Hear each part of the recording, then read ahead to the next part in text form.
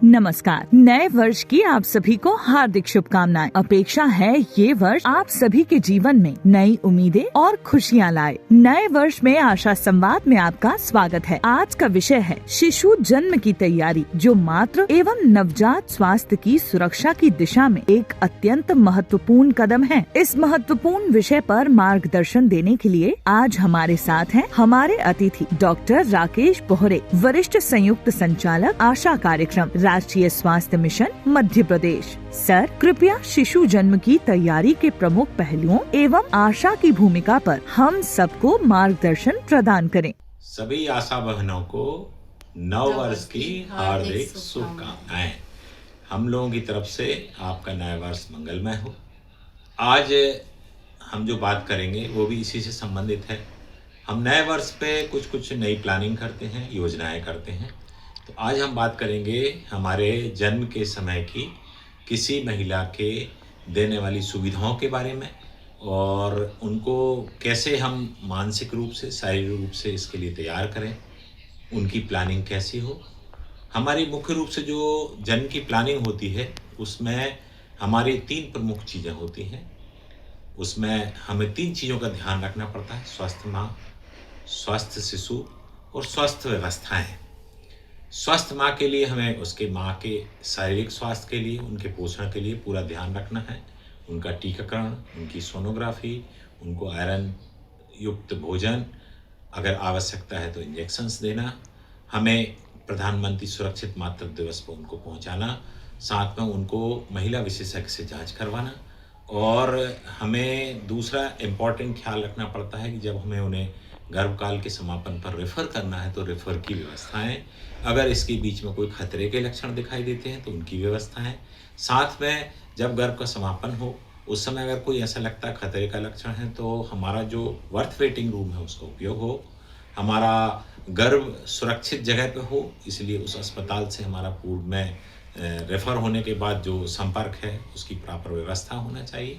साथ में जब हमारा गर्भ समापन हो उस समय अगर आवश्यकता है उसको कुछ ऑपरेशन की या जटिलता के मैनेजमेंट की हो तो उसकी प्रॉपर व्यवस्था हो। इन सब की आज हम चर्चा करेंगे। तो पुनः हम लोग आपसे ये कहते हैं कि आपका नया वर्ष शुभ हो, मंगलमय हो और अच्छी योजना युक्त हो। धन्यवाद सर। अब हम आपको बताएंगे कि शिशु जन्म की तैयारी कैसे करें।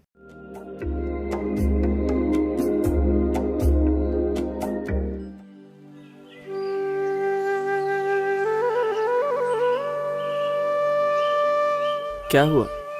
इतनी सुस्त होके क्यों बैठी हो? बस थोड़ी सी थकान हो रही थी, इसलिए बैठ गई थी। अच्छा ये बताओ, तुमने अपनी गर्भावस्था के बारे में आशा दीदी को बताया? उनसे कोई सलाह ली या नहीं? अरे क्या हुआ? आशा बिटिया को क्या बताना है? अरे अभी से क्या सलाह लेनी है? एक बात सुन लो तुम दोनों, किसी को कुछ नहीं बोलना है। पता है ना कितनी नजर लगती है सबकी। अरे माँ, नज़र वज़र कुछ नहीं होता है। और माँ, आपको याद है ना, पिछली बार भी हमने किसी से कोई सलाह नहीं ली थी और ना ही कोई जांच कराई थी, जिसकी वजह से प्रसव के दौरान जटिलता का पता लगने पर कितनी मुश्किल से प्रसव हुआ था। और माँ, डॉक्टर साहब ने भी तो बोला था ना कि अगर हम शुरू में जांच करा लेते तो जटिलता का समय से पता लगाकर प्रबंध किया जा सकता था। माँ, इसीलिए समय से जाँच और सलाह लेना बहुत ज़रूरी है, जिसके लिए आशा दीदी से बेहतर कोई नहीं हो सकता। हाँ, इस बार कोई गलती नहीं करेंगे। तुम ठीक कह रहे हो बेटा। तो बुला लो आशा बिटिया को। मैंने पहले ही बुला लिया है दीदी को, आती होंगी। अच्छा हाँ। विनोद भैया, माँ जी, दीदी आ गई। कोई घर पे हाँ है? दीदी आया। चलो चलो आ जाओ, तुम भी आ जाओ। नमस्ते दीदी। नमस्ते आ विनोद गई आप? भैया जी। अरे आशा बिटिया, अभी तुम्हारी ही बात चल रही थी। अच्छा, नमस्ते माँ जी। खुश विनोद रहो। भैया बहुत बहुत मुबारक हो। अनीता फिर से गर्भवती है। और अनीता, इस बार अपना बहुत अच्छे से ध्यान रखना। जी दीदी। दीदी बैठिए ना, अब खड़ी क्यों हैं? हाँ विनोद भैया, अब बस आपको और माँ जी, आपको ये ध्यान रखना है कि पूरी गर्भावस्था के दौरान कम से कम 4 बार जांचें समय से हो जाएं। दीदी, 4 जांचें कब कब होती हैं और हमें कहाँ जाना होगा इन जांचों के लिए? जी विनोद भैया, ये प्रसव पूर्व 4 जांचें BHND सत्र, जो कि हमारे ही गांव में होता है, या फिर नजदीकी सरकारी स्वास्थ्य केंद्र में उपलब्ध है, जो कि निशुल्क है। तो आइए बहनों, गर्भावस्था से लेकर प्रसव होने तक हमें शिशु जन्म की क्या तैयारी करना है, इसके बारे में जानेंगे। यदि समय से गर्भावस्था के दौरान जन्म की तैयारी करवाई जाए तो संस्थागत प्रसव को बढ़ाया जा सकता है। समय से सेवा लेने के लिए लाभार्थियों को प्रेरित किया जा सकता है। जन्म की तैयारी करवाना क्यों आवश्यक है कि गर्भवती महिला का प्रसव उचित संस्था में हो पाएगा। यदि किसी भी प्रकार की जटिलता है तो उसका समय से प्रबंधन हो पाएगा। प्रसव के पश्चात जो देखभाल होनी चाहिए माँ की और नवजात की, वो हो पाएगी। यदि माँ एवं नवजात में किसी भी प्रकार के खतरे के लक्षण हैं तो उनकी जल्द पहचान कर उनका प्रबंधन किया जा सकेगा। सही समय पर सही निर्णय लेकर मातृ एवं शिशु मृत्यु में कमी लाई जा सकेगी। प्रसव पश्चात आवश्यकता अनुसार परिवार नियोजन के लिए प्रेरित किया जा सके। जन्म की तैयारी आशा द्वारा गर्भावस्था का पता लगते ही महिला एवं परिवार के सदस्यों के साथ मिलकर कराई जाती है। गर्भावस्था की तीसरी तिमाही में स्वास्थ्य एवं पोषण दिवस पर एनम द्वारा जन्म की तैयारी की समीक्षा की जाती है। जन्म की तैयारी के यदि मुख्य घटकों की बात करें कि हमें क्या क्या करना चाहिए जन्म की तैयारी में, तो सबसे पहले है आपातकालीन स्थिति के लिए पहले से थोड़ा थोड़ा धन का संचय करके रखें। यदि प्रसव के दौरान किसी भी प्रकार की जटिलता होती है या किसी भी तरह की समस्या होती है तो उससे हम निपट सकें।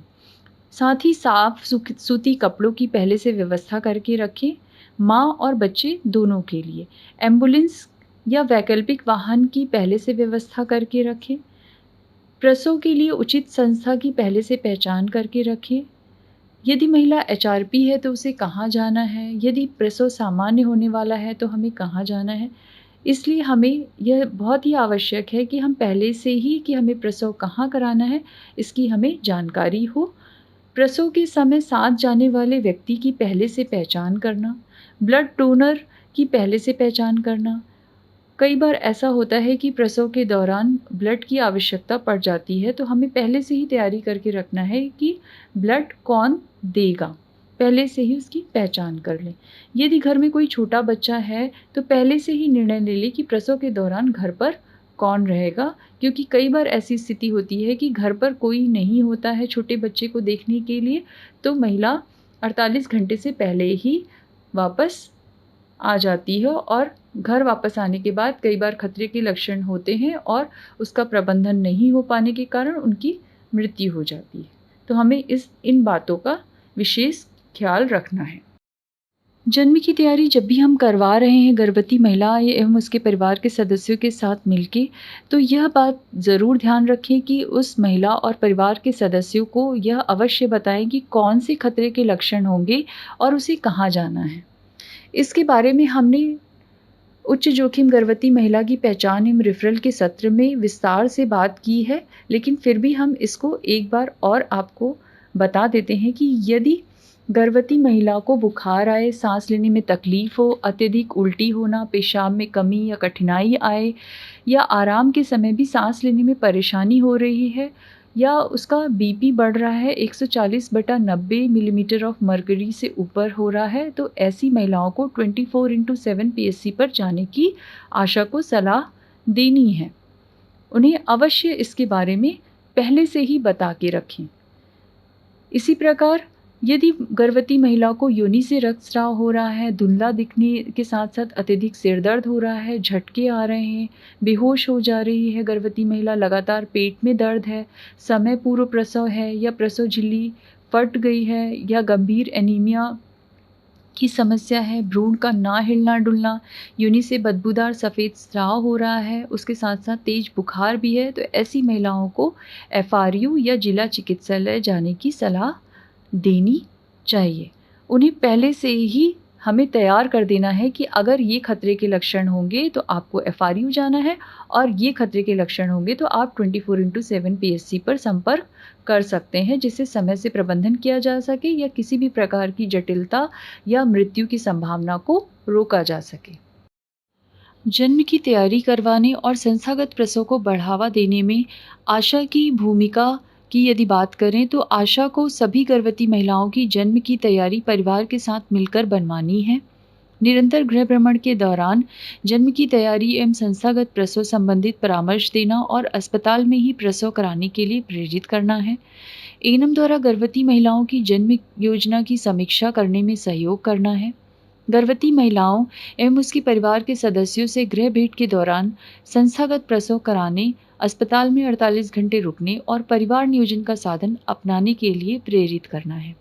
आशा प्रसव के तुरंत बाद अस्पताल से आने के 24 घंटे के अंदर लाभार्थी के घर का भ्रमण अवश्य करे, जिससे मां एवं बच्चे में होने वाले खतरों के लक्षणों की पहचान कर तत्काल रेफर किया जा सके। लाभार्थी एवं परिवार के सदस्यों को शासकीय योजनाओं के लाभ के बारे में अवश्य बताएं। जन्म की तैयारी के ही क्रम में अब हम जानेंगे बर्थ वेटिंग होम के बारे में। प्रसव प्रतीक्षालय एक ऐसी सुविधा है जो उच्च जोखिम वाली गर्भवती महिलाओं एवं दूरवर्ती क्षेत्रों में रहने वाली महिलाओं को सुरक्षित प्रसव के लिए समय से पहले स्वास्थ्य संस्थान के समीप रहने का अवसर प्रदान करती है। इसके अंतर्गत ऐसी गर्भवती महिलाओं को उनकी संभावित प्रसव तिथि से 7 से 10 दिन पूर्व समीपस्थ चिन्हित डिलीवरी पॉइंट स्थित प्रसव प्रतीक्षालय में भर्ती किया जाता है, ताकि प्रसव के समय किसी भी प्रकार की देरी या जोखिम से बचा जा सके। प्रसव प्रतीक्षालय में उपलब्ध प्रमुख सुविधाएं। प्रसव प्रतीक्षालय में गर्भवती महिला एवं उनके प्रसव साथी के लिए स्वच्छ एवं आरामदायक वातावरण सुनिश्चित किया जाता है। यहाँ साफ सुथरे बिस्तर, मच्छरदानी, पर्याप्त रोशनी एवं हवादार कमरों की व्यवस्था होती है। इसके साथ ही गर्भवती महिला एवं प्रसव साथी को पोषक आहार, पीने के लिए साफ पानी तथा अन्य आवश्यक वस्तुएं उपलब्ध कराई जाती हैं। प्रसव प्रतीक्षालय में प्रशिक्षित स्वास्थ्य कर्मी नियमित रूप से महिलाओं की देखभाल करते हैं, जिससे उनकी स्वास्थ्य स्थिति पर सतत निगरानी बनी रहती है और किसी भी जटिलता की स्थिति में समय पर उपचार संभव हो पाता है। संपर्क प्रसव प्रतीक्षालय से संबंधित जानकारी हेतु अपनी आशा ANM CHO अथवा सुमन हेल्थ डेस्क नंबर पर संपर्क करें। आप सभी ने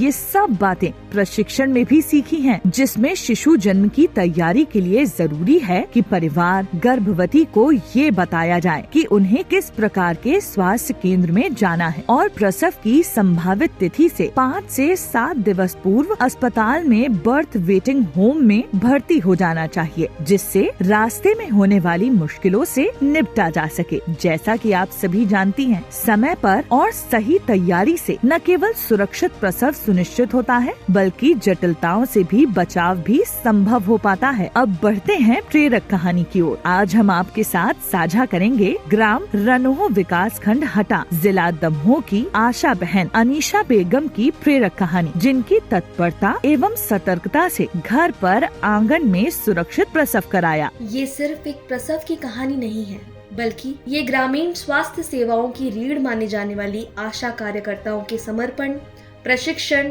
और सूझबूझ का जीवंत प्रमाण है। जिला दमोह के विकास खंड हटा ग्राम रनेह की निवासी महिला मार्च 2025 में गर्भवती हुई थी। आशा कार्यकर्ता श्रीमती अनीशा बेगम को जानकारी मिलते ही गर्भवती पंजीयन प्रथम त्रैमास में किया और VHND में ANM से जांच कराई। प्रारंभिक जांच में महिला का वजन मात्र 39 किलोग्राम था, जिसके आधार पर ANM ने उसे उच्च जोखिम गर्भवती के रूप में चिन्हित किया। आशा श्रीमती अनीशा बेगम ने पूरे गर्भकाल में गर्भवती महिला को स्नेह और संवेदनशीलता के साथ लगातार पोषण संबंधी एवं सुरक्षित प्रसव कराने के लिए परामर्श दिया। प्रधानमंत्री सुरक्षित मातृत्व अभियान के अंतर्गत वो स्वयं 3 बार सामुदायिक स्वास्थ्य केंद्र हटा ले गयी, जहां सभी आवश्यक चिकित्सीय जांचें कराईं। परिजनों को भी प्रसव की संभावित तिथि से पहले गर्भवती को बर्थ वेटिंग रूम में भर्ती कराने हेतु प्रेरित किया, जिससे किसी भी आपात स्थिति से बचा जा सके। लेकिन परिजनों ने उसकी ये सलाह अपनी पारिवारिक परिस्थितियों के कारण नहीं मानी और दिनांक 15 दिसंबर 2025 की रात लगभग 2 बजे महिला को अचानक तीव्र प्रसव पीड़ा शुरू हुई। परिजनों ने आशा को सूचना दी। आशा कार्यकर्ता तत्काल आ गयी एवं महिला को प्रसव हेतु प्राथमिक स्वास्थ्य केंद्र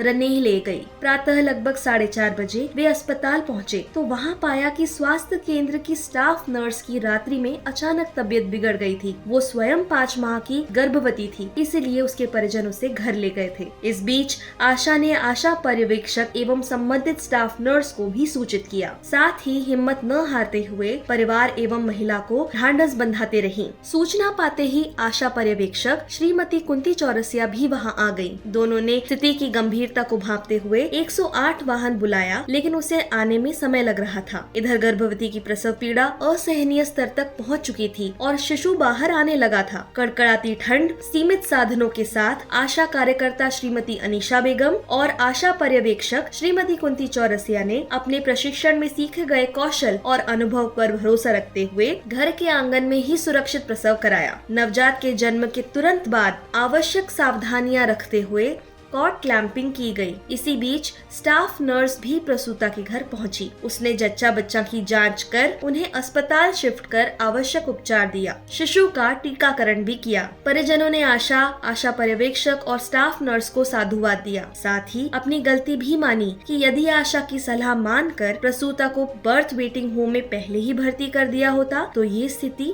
नहीं आती। आशा बहन की प्रेरक कहानी निश्चित रूप से सराहनीय और प्रेरणादायी है। अब हम बढ़ते हैं प्रश्न उत्तर सत्र की ओर। पिछले एपिसोड में आशा बहनों द्वारा पूछे गए प्रश्नों के समाधान के लिए हमारे साथ हैं पोषण एवं आहार विशेषज्ञ डॉक्टर अमिता सिंह। नमस्कार मैडम, इस एपिसोड में आपका पुनः स्वागत है। अनुपमा विश्वकर्मा आशा कार्यकर्ता ने पूछा है कि अगर धात्री माता सही से पोषण न ले रही हो तो हमें क्या करना चाहिए। महिला खाना न खा पाए तो ऐसे में आपका पहला कर्तव्य है कि आप इस बारे में परिवार से भी चर्चा करें और माता से भी चर्चा करें कि आखिर वो क्यों नहीं खाना खा पा रही।